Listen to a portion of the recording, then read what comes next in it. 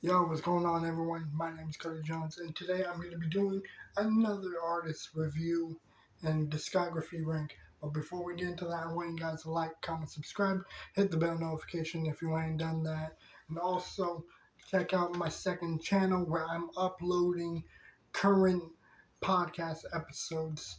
Now, even though I stopped at 10 episodes, you can still watch them all for free and available on the J&D podcast channel. I'll drop a link to it in the description down below. There's also a little channel thing right up here, like right above my other channel pop-up bubble thing here. And also a little sponsor. I want you guys to check out MakeJuggalosGreatAgain.com, where you can check out all kinds of really dope merchandise from my guy, my dude, the Joker, my nigga. Check the dude out. He's got really dope sweaters, jackets, hats, signed CDs, the whole lot, you know. I mean, dude's been uploading a bunch of like images, and a lot of people have been like sending him little screenshots and videos saying that they got it, that they got the sweaters and all that shit. So be sure to check it out. Also hit up the Joker on Instagram and just check out the stuff, man. Check out the dude's music. I also did a review for the album Coming Home, and it was amazing from the very first song to the very last song. So I advise that you guys check out his music, Coming Home, on Spotify, Apple Music, all that stuff where you can stream music and everything. Also, again, check out the merchandise at MakeJuggalosGreatAgain.com. Check that shit out. It is really dope. Really cool merchandise. Really cool stuff. A lot of really dope sweaters, hats, jackets, beanies. The whole nine, y'all. Check that shit out. It'll be worth it. Believe me. Alright, and I've seen the dudes, like, merchandise and everything, and it is top of the line dopeness. So be sure to check that shit out. Anyways, today's artist review and discography rank I'm going to be doing is none other than one of Compton's finest. Y'all know who it is. It's The Game. And this dude, he has been all over social media, and with his beef with Dre, with N, with 50, with the whole everything, you know? I mean, if you know who The Game is, then this video is definitely for you. Trust me. And honestly, I'm really excited to talk about it because I'm a little late to the party. But reason why I'm doing this video now is because the anniversary for the documentary was just recently, where he dropped a picture talking about how it's been 13 years, I think it said, since the documentary came out, and he gave his flowers to Snoop, to Busta Rhymes, to Dr. Dre, and to 50 Cent, and to a whole lot of other people, to Faith Evans. This whole thing has been one interesting ride for The Game. But honestly, I'm excited to talk about this because I just got done listening to some of his other music that I haven't heard in a long time. I just got done re-listening to the album Jesus Peace, and I forgot how dope that album was from beginning to end. So honestly, let's just get it cracking, shall we? Now, if you don't know who The Game is, let me just read off of Spotify of who it is. The Game was born Jason Terrell Taylor in Compton in 1979 in the drug trade after a rough childhood. It took being shot during a home invasion to get him away from dealing drugs and into the life in music, inspired by NWA, The Chronic, Doggy Style, and classic albums from Tupac, the Notorious B.I.G., and Jay-Z. Game began rapping in 2001 and never looked back. His barbed and bold freestyles caught the ear of Dr. Dre, who brought The Game on as one of the first signees to his Aftermath Records roster in 2003 and executive produced his debut. Now, despite the fact that the documentary was delayed a few times after it was being made, the documentary finally dropped in 2005 with everyone from Dre and 50 Cent to Nate Dogg, Kanye, and Just Blaze contributing to the album. The documentary made it clear from the outset that then heated geographic squabbles weren't part of the game's agenda. Soon Game and 50 were at war over the former reluctance to beef with any and every enemy of G-Unit. Freestyles and mixtape spawned in amazing amounts from both sides, and every time a truce seemed possible, things fell apart at the last minute. Dr. Dre was stuck in the middle, and while he never publicly denounced the game, he passed on working with the rapper for his next effort. Despite Dre's absence, Game's sophomore release kept its original title of The Doctor's Advocate when it was released in late 2006. So, aside from all that, I'd say that the game has really had a very rough bringing, but it was that rough bringing that really gave the game an idea of where his future is going to lie. Either to continue dealing and hanging with the Bloods and slinging drugs and everything, into freestyling, writing dope bars, and just being a part of the music. So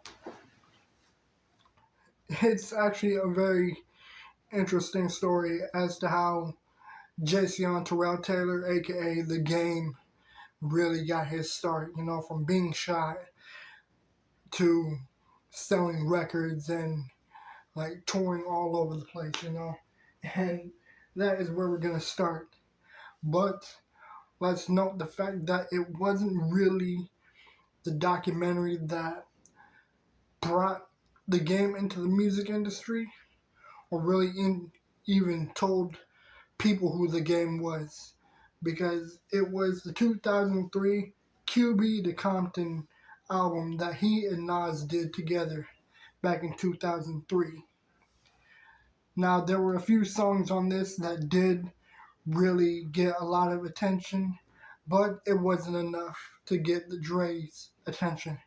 And it wasn't until 2004 when he dropped the album Untold Stories, including with big albums like Real Gangsters, El Presidente featuring Telly Mac, and Cali Boys. Now, these songs were one of the dopest songs on the entire album, including one of his second to last songs, Compton, Compton. It was that song that really caught people's eyes, it caught Dre's eyes, and it really brought people attention into who is this dude. It's clear that he's from Compton and everything, but let's see what more he can do. And it was from Untold Story that helped him birth the album, which became enormous all over the world, with the 2005 album, The Documentary, including with huge songs featuring 50 Cent and Nate Dogg, West Side Story, Hater to Love It, Higher, and How We Do, and with one of my personal favorites, Marsha Afloetry, the song Start From Scratch. This song was one of the dopest songs on the entire album, but I would say that this whole album itself is completely flawless. There were so many good songs on this, including songs that really combine the sounds of West Coast and East Coast, when he got the feature from Faith Evans, the widow of Notorious B.I.G. And it was with that song called Don't Need Your Love. This song really caught people on the East Coast, and it really gave them a interesting sound into who the game is. And from there, 50 Cent signed him into G-Unit, but because of certain beefs, G-Unit fell apart and Game completely left G-Unit and started targeting 50, including with one of his biggest songs and one of my personal favorites, 300 Bars Running, to a point to where he made G-Unit into a phrase called G-U-Not. and because of that, he had to remove the that title because some people were not really liking it, including 50 Cent and Jimmy Iovine, and Dre didn't want no part of it, but he was told to either remove GU Not or you will be sued. And so GU Not completely stopped, and no one really remembers much of it other than the fact that it was just part of his many G Unit and 50 Cent disses, which, in my opinion, is one of the sickest disses that Game has ever delivered.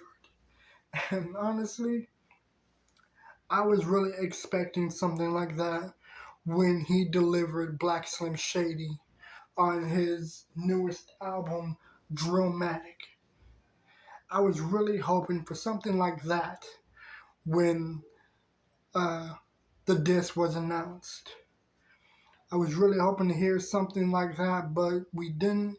But the song was still dope, and I will eventually get to that album. But clearly, we're gonna have to work our way up to that. Starting from one of the very first albums to the most recent. So clearly, the documentary is a fucking 10 out of 10, a spot on perfection. And then with the 2006 album, The Doctor's Advocate, this one was another 10 out of 10 for me. I was really fucking with the songs. A lot of really dope shit was on this, including Looking at You, The Shit, Compton, and Let's Ride. These were one of the best songs, including Old English and California Vacation. Now, California Vacation, I wasn't really digging it. I wasn't really feeling uh, the songs Bang or Around the World, but there was a lot of other really dope songs.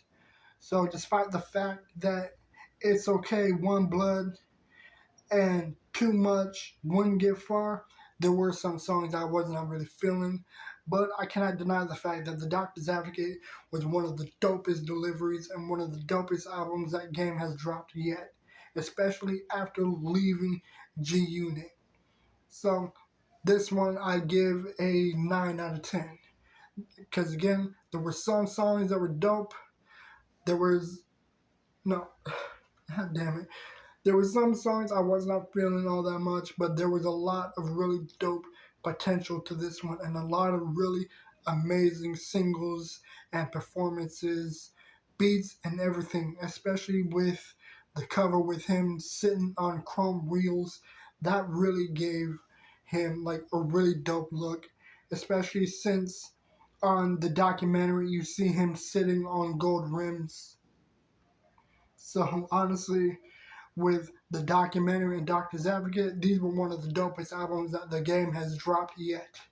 And that wasn't until 2008 came in and he delivered the LAX. And this one was another amazing album, but there were again some songs I was not really digging.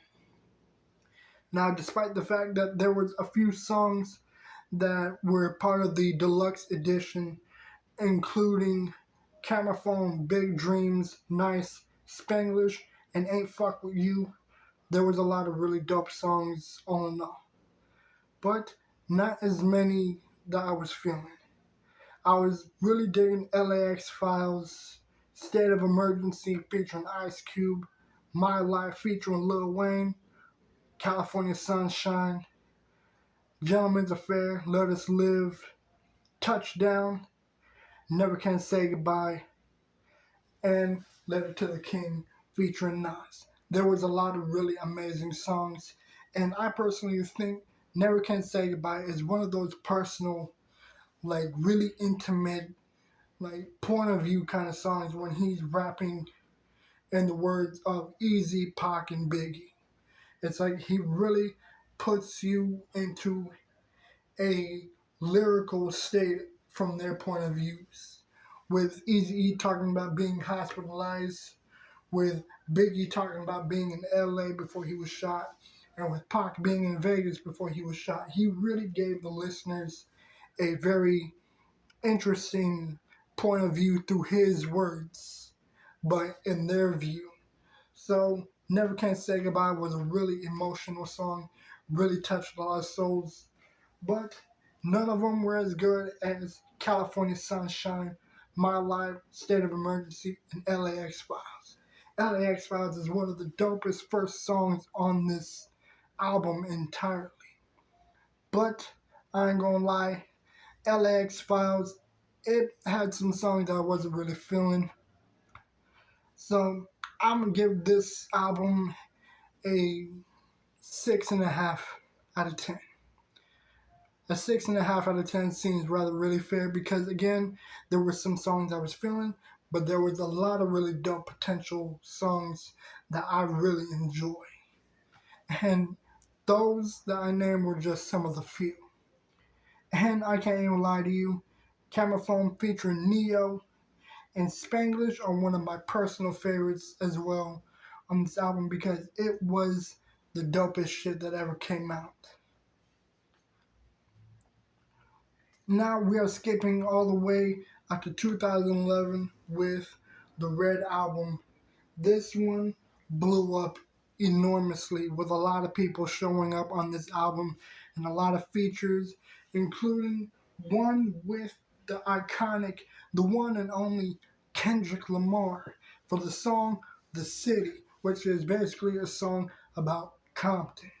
And this one was one of the dopest songs, especially the way that Kendrick delivered at the end of the song, how he was just delivering bar for bar for bar for bar.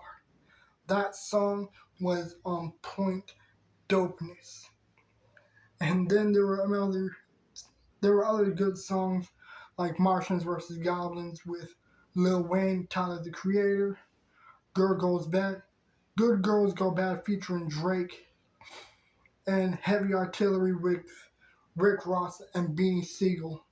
There was a lot of really amazing songs on this, but again, there were some that I was not really digging, despite the fact that it is a 21 song album, including with some songs that were just like skits, like with them saying Dr. Dre Part 1, Dr. Dre Intro, Dr. Dre Outro. There was a few songs that I was not really digging on this, such as Born in the Trap, Pot of Gold, All the Way Gone, Hello, Good Girls Go Bad, and that's about it. There was a few songs I was not feeling, but there was a lot of them that I did think that were pretty dope. So for the R.E.D album, I'm gonna give this shit I guess I can give this one um, it's like I really want to give it a good rating, but at the same time, again, there were some songs I was not really feeling all that much. So I'm gonna give this one a 7 out of 5. Now, what's a disappointment is the fact that I'm the King was not part of this album, despite the fact that it was one of the dopest singles ever dropped. I still listen to this shit. I still listen to it bumping through the TV, through the speakers. I love hearing the song I'm the King.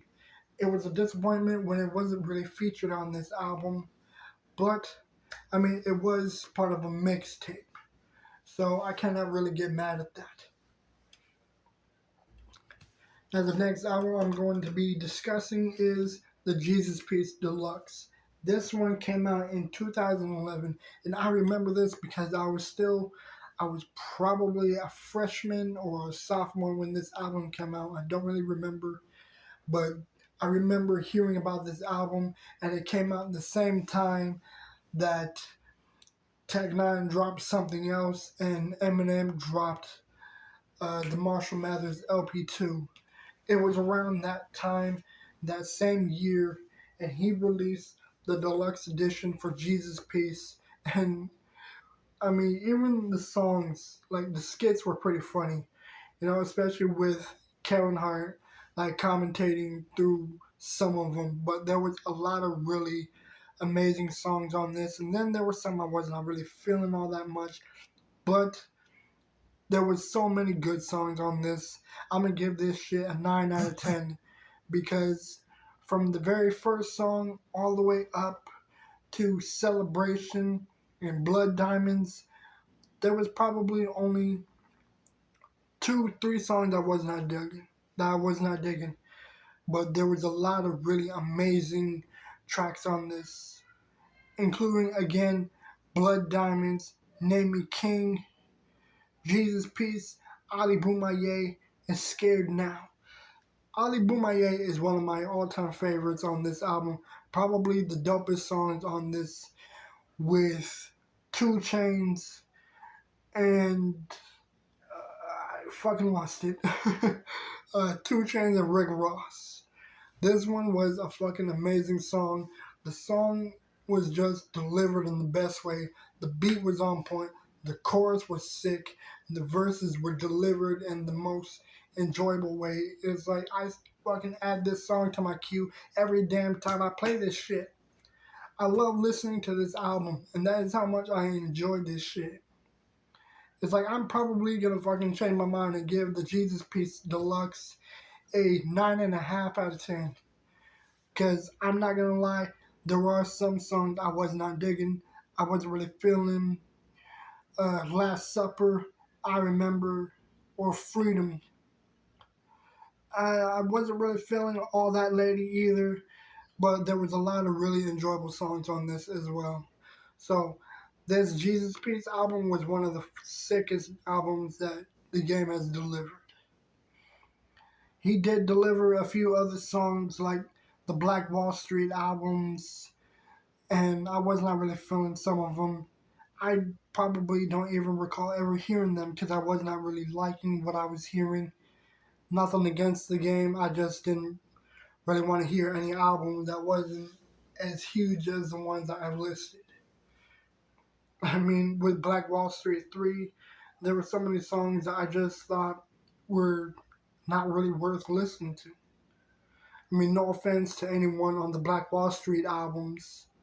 I mean, again, I'm not going to deny the fact that Game is one of the dopest and probably one of the best rappers of this time. It's just, I don't really want to fuck with them. I don't want to listen to them because they weren't as huge. And that wasn't until 2013 rolled in, and I remember perfectly how I got my hands onto this album, because this one was given to me by a friend of mine. He gave me a burned CD with it titled The Game OKE. I didn't really know what OKE was until I burned the disc onto a laptop, and I discovered what OKE stood for, and then I checked out the whole album and realized that, oh, it was called Operation Kill Everything. And honestly, this album was another 10 out of 10 album. I mean, there are so many fucking amazing potential that this shit really gave. And honestly, I'm going to give the OKE Deluxe a 10 out of 10 as well, because this one was one of the dopest. Like, there were some that really touched, like, at a personal, like, point, including with the song Love on Fire featuring Chantel. This one was really personal and intimate because he's talking about his mother being hospitalized. I can't really remember much why, but it's like you can really hear the devastation, the pain, and the hurt in his voice, but at the same time still trying to keep that the game sound, you know? So this album was really good, including with the song Breakfast with Al Pacino, Welcome to California, and one of my other personal favorites, Compton featuring Stat Quo, and I think it was another one called Pour Up featuring Jeezy. This one was one of the dopest singles. I like hearing this shit whenever it plays. I fucking crank it up every time it's added. So the OKE album, it's another 9.5 out of 10. Because again, there are some I was not really digging. Like, I think it was only on the deluxe that there were some bonus songs I thought were just skippable. You know, I didn't want to hear that shit. I wasn't really feeling it. And then with the 2014 album, Blood Moon, Year of the Wolf, this was when some of his later albums really started flopping. You know, I was not liking any of the shit I was hearing. A lot of songs I thought were just weak. You know, and again, for 18 songs, this one was really shit. Especially with the fact that a lot of them fucking had so many damn features. And it's like, it kind of made me really miss the older, like the younger game when it was just him and probably a pinch, barely any features. But it's like now almost every song he has needs to have a feature. But there was one song that I thought was flawless and probably the only song on this album I like, and it was Bigger Than Me. And that was on the very first song. I mean, it's probably the only song I liked on it. But I would say that Blood Moon was basically a fucking 1 out of 10. I mean, it was just that bad. I really wasn't liking it. Blood Moon was just shit. I didn't like anything on it other than that one song. 2015 rolled in, my senior year, and I already hear news about it when he dropped the second documentary, the documentary 2 and the documentary 2.5. This one was the talk all around. A lot of people in my class, a lot of friends, they were all talking about this shit. Talking about the documentary, check out the documentary, the game dropped the documentary. And this was also around the same time that Dr. Dre released the album Compton to sponsor the Straight Outta Compton movie. So these were like two of my most go back-to-back albums on Spotify because they were both immensely huge and widely talked about in 2015. And there were some songs I thought were cool, so I'm going to give this one a 5 out of 5 because, or not a 5 out of 5, 5 out of 10 because there were some songs I thought were good, and then there were some that I really didn't like at all. But I would say the documentary 2, 100, Just Another Day, LA, Standing on Ferraris, On Me, Dollar and a Dream. Those were some of the few songs I liked enormously on this album that I thought were really enjoyable to hear.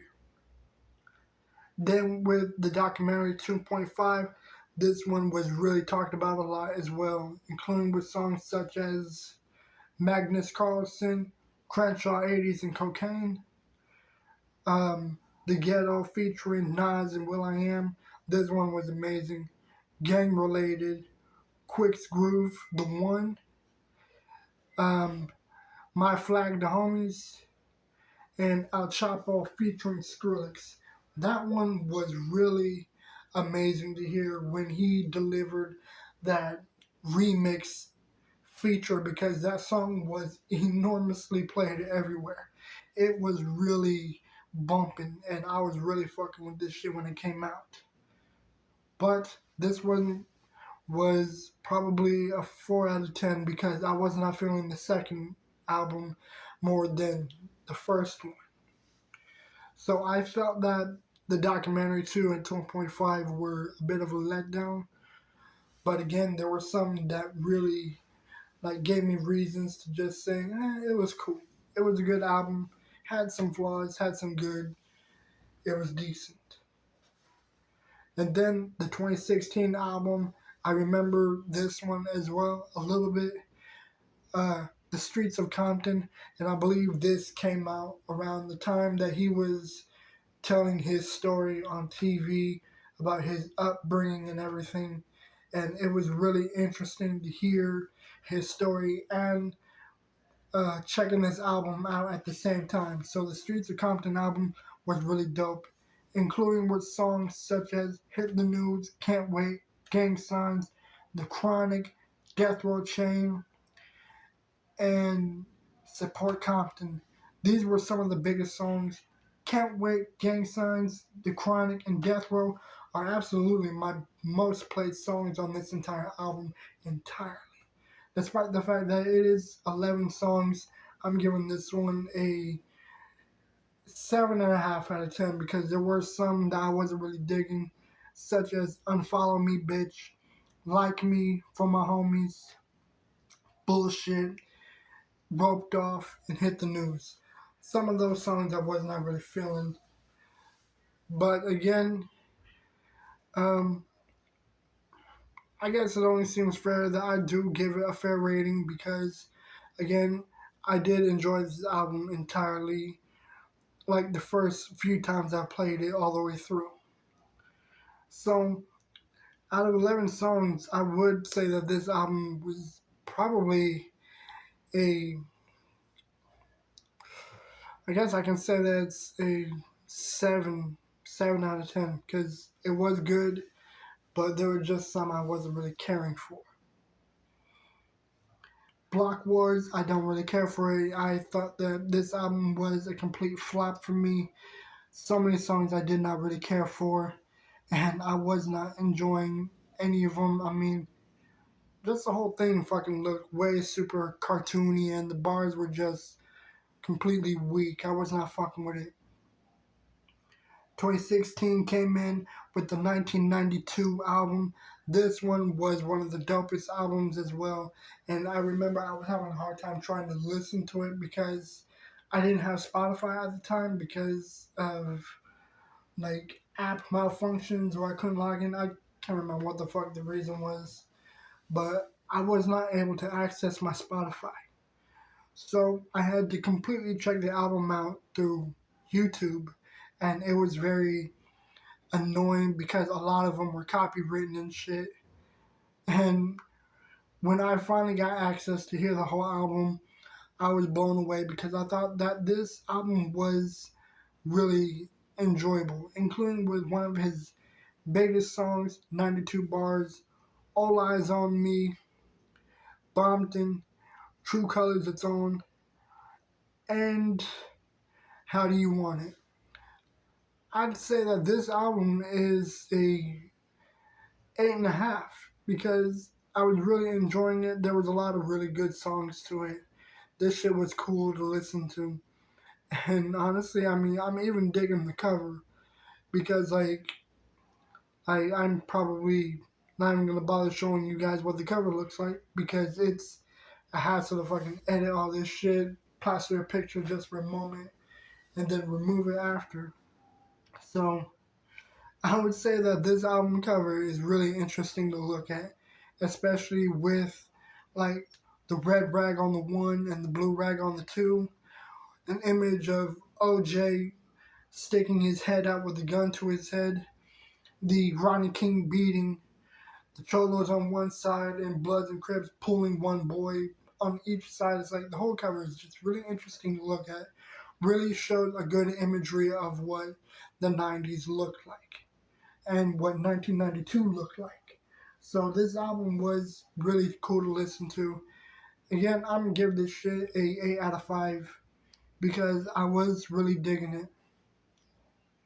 2019, this one was enormous. Sadly, this album came out like about the same year, maybe 1 year after Nipsey Hussle's murder.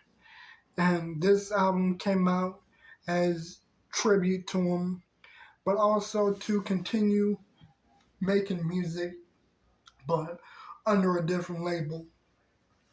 And Born to Rap was one of those songs that you really think was like, damn, this album was really something else. It's like, it's not really, like, it has a mix of rap, but also like soulful rap, where he's like just digging deep into himself and like just opening up on the mic.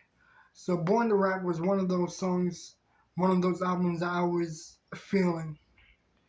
But I would say that this album is probably a 6 out of 10 because there were some songs I was not feeling, but there was a lot of them that I liked, including City of Sin, Dead Homies, Go Daytonas, West Side, Born to Rap, Welcome Home featuring Nipsey Hussle, I Didn't Want to Write This Song, Stainless featuring Anderson .Paak, and Gangsters Make the World Go Wild. I mean, these were just some of the good songs I liked, including some songs that featured Ed Sheeran. But other than that, for 2019, it was a pretty decent album. It was cool to listen to one time, but there was a lot of songs that were really worth keeping because they were just enjoyable. So for Born to Rap, I'd give it a 6 out of 10. It was cool. I liked it. It was enjoyable to listen to one time. And now here we are with one of the biggest and most talked about albums on the game's most recent discography, the 2022 album Drillmatic Heart vs. Mind. Despite the fact that this shit is fucking 30 songs long, it was enjoyable to hear, and I'm just gonna give this shit a fucking 9.5 out of 10 because there was so many fucking dopeness on this album. It was fucking enjoyable. I was really digging this shit. This album was fucking on point and so enjoyable to listen to all the way through, including with some of the songs such as, like, I'm not even gonna fucking go through all these songs I like because there was just a lot of them that I enjoyed. And honestly, Black Slim Shady is one of the most played songs on this album entirely, including with the fucking song Chrome Slugs and Harmony, Heart vs. Mind, La La Land, Voodoo, Burning Checks, Easy, and One Time. These were some of the dopest songs on the entire album itself. And honestly, I have to say, even though there were some flops here and there was a lot of really good potential that some of his albums delivered. And there is no doubt that Game is still one of the dopest MCs in Compton. Aside from Cube, Snoop, and YG, and so many other dope potential artists. And my gosh, fucking Kendrick Lamar, dude's like one of the dopest MCs in LA, probably one of my top 3. But other than that, guys, that was my discography review.